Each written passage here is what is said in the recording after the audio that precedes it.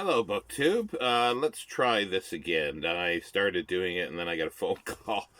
This is a video about uh,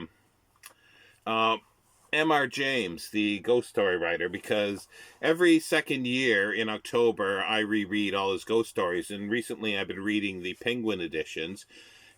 This is Volume 1, Count Magnus and Other Ghost Stories, and Volume 2, The Haunted Doll's House and Other Ghost Stories. And they're both edited and with an introduction and notes by J.T. Joshi. Is it J.T.? Yeah, I think it's J.T. Let's just make sure I got that correct. S.T. Joshi. S.T. Joshi, who is the basically renowned H.P. Lovecraft scholar. And he's got a really good introduction here, and I'd like to linger a little bit on the introduction first of all, with reading a few quotes from it. If you are familiar with it, then it might be worth rethinking about a few of these things and more as well, because it is a very good introduction. Short, pithy, but very good. M.R. James was born, though. He was born Montague Rhodes, and now that's a mouthful, isn't it? Montague Rhodes James in 1862 and died in 1936. He went to Eton and then on to King's College, and that's where he actually started work, because King's College was sort of like a dumping ground for the good and the best of Eton. He became provost of Eton and King's College, which basically was just the head of the governing board, but he also worked his way up to vice chancellor of the University of Cambridge itself, and also for a time he was assistant director and then director of the Fitzwilliam Museum.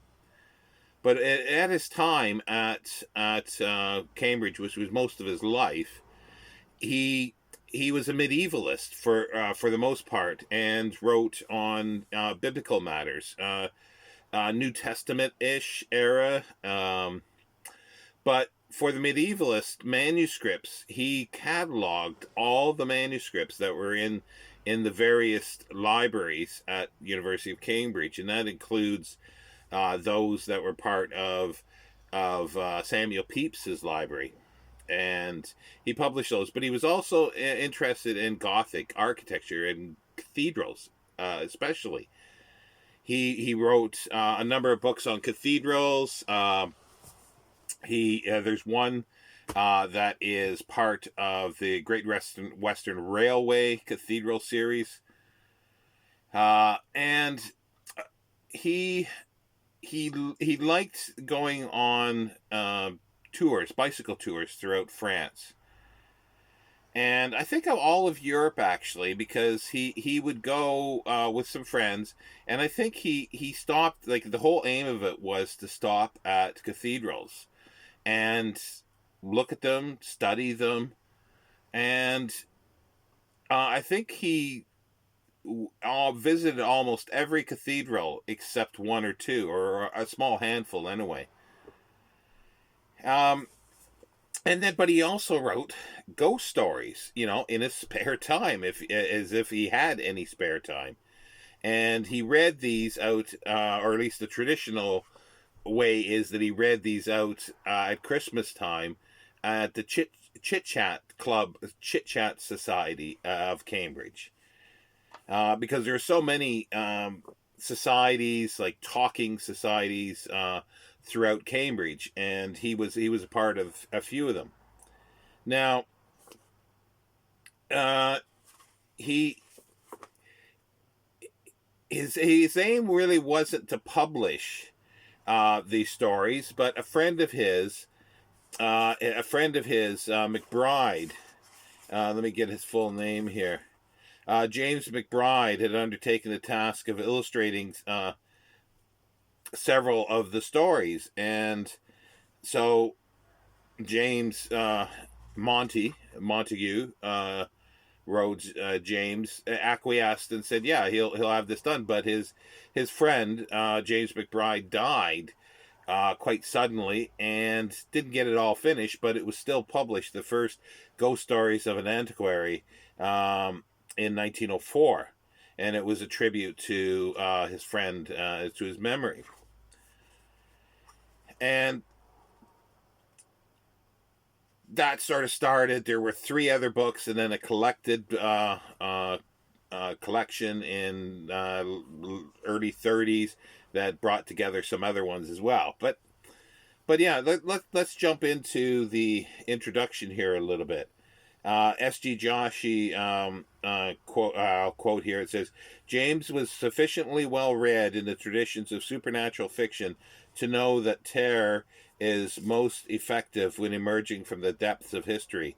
Where he differed from his predecessors, especially the Gothic novelists of the late 18th and early 19th centuries, who actually set their works in the medieval era in order to enhance the reader's suspension of disbelief in the supernatural manifestations they exhibited, was in suggesting the pervasiveness of the past influence on the present. And usually his stories were set just a few decades before the present that he was writing. And it says here, Martin Hughes is a quote here that S.G. Joshi quotes here, and it says, the premise of antiquarian stories is that records and relics are very important. When properly studied, they are extremely revealing of all aspects of life in the past. Moreover, what they reveal is still important now. And that was M.R. James's view, and how that sort of ties in with the supernatural element and the horror and the ghosts. And then also, too, Jack Sullivan, another sort of scholar, quotes here, and I really like this quote. The characters are antiquaries, not merely because the past enthralls them, but because the present is a near vacuum. They surround themselves with refined paraphernalia from the past, engravings, rare books, altars, tombs, coins, and even such things as dollhouses and ancient whistles, seemingly because they cannot connect with anything in the present. Now, that obviously he's referring to specific stories throughout of M.R. James's ghost stories, like specific stories. And then there's a quote here too that Joshi, I don't think, could leave without having a quote from his beloved H.P. Lovecraft, and it says, "This is." And he gives, he says, so much attention has been given to the technique of James's ghost stories that insufficient attention has been paid to their deeper meanings. This is particularly the case with James's ghosts. H.P. Lovecraft wrote pungently, in inventing a new type of ghost, he has departed considerably from the conventional Gothic traditions, for where the older stock ghosts are pale and stately and apprehended chiefly through the sense of sight, the average James ghost is lean, dwarfish, and hairy, a sluggish, hellish night abomination midway betwixt beast and man, and usually touched before it is seen. And I thought that was a really good quote as well. So yeah, so he, in his spare time, Montague Rhodes James, wrote these ghost stories. And I particularly like his very first one that was written in probably 1892, and it's called Canon Alberic's Scrapbook. And it's about basically a Cambridge Don or a Cambridge professor that's going around France with some friends, and he stops at this cathedral, Gothic cathedral. He's enthralled by it, and he starts talking to the sexton or the the person, the caretaker of the place, and then there's weird happenings, or he thinks there's something weird, but this guy pulls out a book, which is basically, he calls it a scrapbook, because this Canon Alberic at some point sort of carved up a a whole bunch of other books. And this is the interesting thing. This is where the antiquarian aspect comes into the story, where James starts talking about, oh, this is a leaf, this is a page from X book. Some of them he makes up, some of them are real throughout his stories, which is really interesting. And he makes up at time. He talks about Cambridge University, and he talks about possibly the colleges there, but then he'll make up a college, he'll make up a library, and things like that at times, whichever sort of suits. I'm assuming suits his storytelling at the time. I don't know if there was any rhyme or reason to this. I find interesting if there was a rhyme or reason and why he did this. There are obviously many reasons. There's sometimes you can't call something what it was because you would get in trouble or somebody would object to it. But, besides that, I think there might be something else deeper in behind. Now, so you got this antiquarian who's got this book that's made up of pages from other books. And there's a supernatural element to it. There's the picture on it. That there's something fishy going on. But yeah, it's that kind of thing, and I really like that story where there's books that are brought in, and and I won't go into too much detail of these stories. The second story is called Lost Hearts, and apparently it was a story that James didn't really like too much, and it is an odd one because it's children ghosts. Sort of, and it's about somebody who has apparently discovered the act of that if he consumes the hearts of children under the age of 12, he will probably live forever. So, but he gets his he gets, or the dead children get a revenge at the end. But it's pretty spooky. It's pretty scary. And then the third one that I read, because I wanted to say that like on the weekend I'm reading 2 per day, Saturday and 2 for Sunday, so I'm dealing with the first 4 stories in here.